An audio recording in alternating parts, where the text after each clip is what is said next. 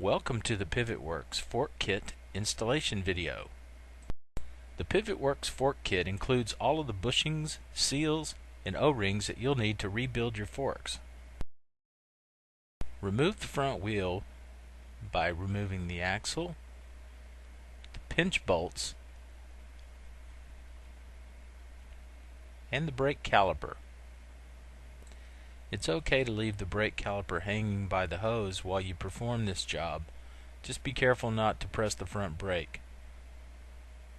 Finish tapping out the axle with a rubber mallet and be prepared to catch the axle as it comes out the other side. The next step is to loosen the triple clamps that hold the forks in place. Be careful not to allow the fork tubes to slide out and land on the floor. It's very important when working with forks to have a clean and well organized workspace. Remove the plastic fork leg protectors, and then you'll want to clamp the fork leg in a soft jaw vise, or you can improvise using a regular vise with some wood. Now screw the damping adjuster all the way open to the left until it stops. And now you'll need a large ratchet and socket to remove the damper rod holding nut. Now you'll need to compress the fork with your left hand and push it in while preparing to grab it with your right hand. This requires a special tool, but you can use a crescent wrench or some other open-end wrench to grasp it and pin it as shown there in the video.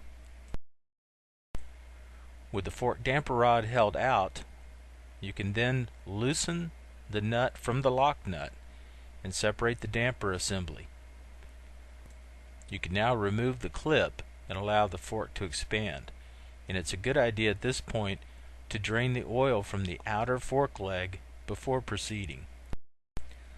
The fork has outer and inner oil in the cartridge, and so far we've only drained the outer oil. Now we begin to remove the cartridge cap from the top of the fork using a special tool. This is a Motion Pro tool designed for a Honda fork cap. If you don't have the special tool, don't use just any tool, and especially don't use a pipe wrench to remove the fork cap. Drain the rest of the oil and then put the fork back in the soft jaws. You can now remove the dust seal. In between the dust seal and the fork seal is a metal circlip that fits in a groove, and it's easy to remove with a flat blade screwdriver.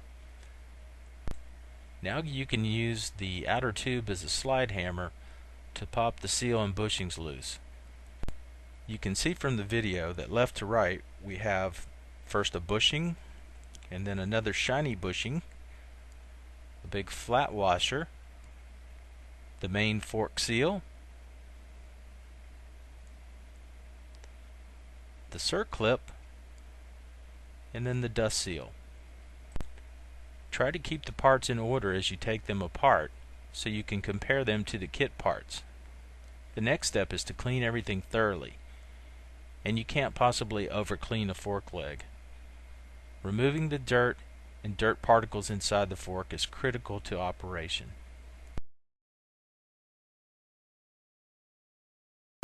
Now you're ready to begin removing the kit parts from the package and lay the parts out in the order that you expect to install them. Each kit is different, but you will find a variety of seals, bushings, and O-rings in the kit. The first step is to replace the wear ring on the outside of the fork tube. You should be able to slide this part on by hand fairly easily.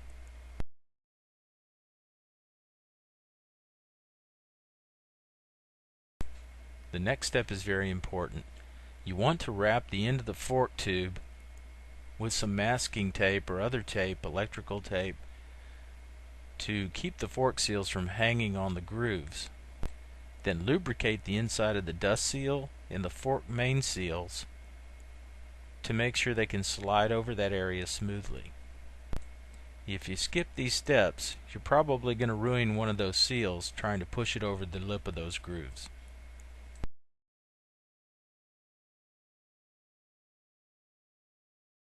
Now carefully install the dust seal first with the spring part facing downward toward the bottom of the fork leg.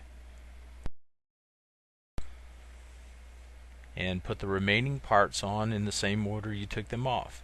The circlip, now the main fork seal, again being careful on the grooved part, followed by the flat washer, the small shiny bushing that goes up by the washer. Then you'll have to remove the masking tape to put the final bushing on because it fits right there in that groove. Now carefully reinstall the fork outer tube over the inner tube and put the shiny bushing and the flat washer inside the top of the fork tube. For this next step, we use a special fork seal driver also made by Motion Pro. This is an important special tool to have if you're going to work on your forks. You can improvise and cut some PVC, but it won't be nearly as heavy. After driving in the bushing in the flat washer, reattach the driver and drive in the fork seal until it stops. You can tell by sound and by feel. Then all that's left is to reinstall the circlip. You can push that in with your hand, with your fingers. Make sure that it's firmly in the groove around the inside of the fork tube. And then pop on the dust seal. And finally, install the dust seal with your hand, and you'll probably have to tap it with a rubber mallet. Just be careful not to use a regular hammer because you can scratch the inner tube if you do that. And now we begin working on the damper assembly. The first step is to replace the O-ring on the outside of the damper near the threaded part, and then we remove the bushing at the bottom of the damper assembly with a flat blade screwdriver, very carefully prying it downward while being careful not to touch the inside of the seating area. You might have to work on this a little bit. Now install the new bushing in place of the old one. You can see there's a gap there at the end. That's perfectly normal. Make sure it's free to rotate and you're good to go. Now here again we're using our special tool to remove the inside of the damper assembly. You can use an open-end wrench or a crescent wrench, but it's much easier if you have the special tool. And you'll need to wiggle this a little bit when you pull it out. The damper can get stuck. Now begin replacing the O-rings one at a time in order, starting from the top of the piston assembly and working down. Each of the O-rings is a little different, so you'll be able to tell which ones are which. And then do the two bushings that are on the outside of the piston assembly. You can see from the video that these can be quite difficult to remove, and you'll just have to use some patience and a flat blade screwdriver, being super careful not to scratch any of the components or the pistons or to damage the O-rings. It makes the job much easier if you lay out all the parts in advance in order and install them from top down. You can see that this assembly takes a little time, but we shot this sequence in one long piece, so there wouldn't be any question about what order things went on.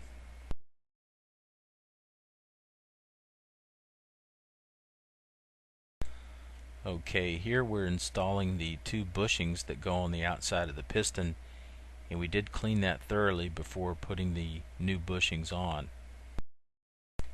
The main trick here is having a clean area and not scratching or gouging the aluminum.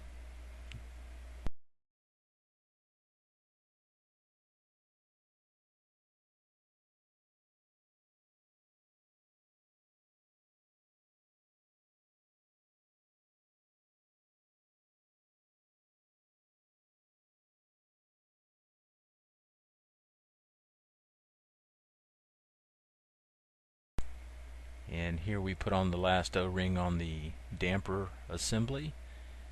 And last but not least, we have the tiny O-ring that goes on the bleeder stem.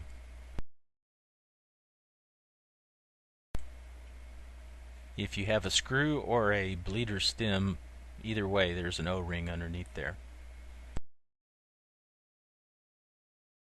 The next step is to fill the damper assembly with a good quality, preferably synthetic oil, and begin bleeding the damper. You want to pull that or pump on it a few times, make sure the bubbles get worked out. And it's a good idea to push up on the damper rod, the inner damper rod, a little bit. It makes it easier to push the top cap down into the damper assembly before you screw it on. And again, this special tool will help you apply some downforce while you're turning the screw head. And then bleed the inner damper by pushing it in and out several times and allowing it to drain out of the top hole. Returning to the vise, you can then install the fork spring and then reinstall the damper cartridge and one long piece into the outer fork tube. You're going to need the special tool again. The procedure is the same. As you push inward on the fork tube, you pin it, and that will hold it in place while you reinsert the damping adjuster extension, and again turn the damper to the left and tighten the cap screw down, and then you're ready to tighten down the damper assembly, the bolt to the lock nut using the socket and the open-end wrench. Now push down on the top of the fork to unpin the cartridge, allow the damper to retract into the bottom of the fork leg, and you can tighten down the bolt with the socket to the factory recommended torque specification. Now here we're measuring out the oil for the outer tube, which for a Honda is somewhere between 360 and 400 cc's. This will vary by model and preference, but check your owner's manual or your service manual for the actual amount. And finally, we screw the damper back into the outer fork assembly using the special tool, and we're ready to reinstall the forks into the triple clamps. We like to clean everything thoroughly before sliding the fork tubes back up into the triple clamps, and make sure you get everything lined up. Route the cables, line up the bleeder screws, and that's all there is to it. Ride safe.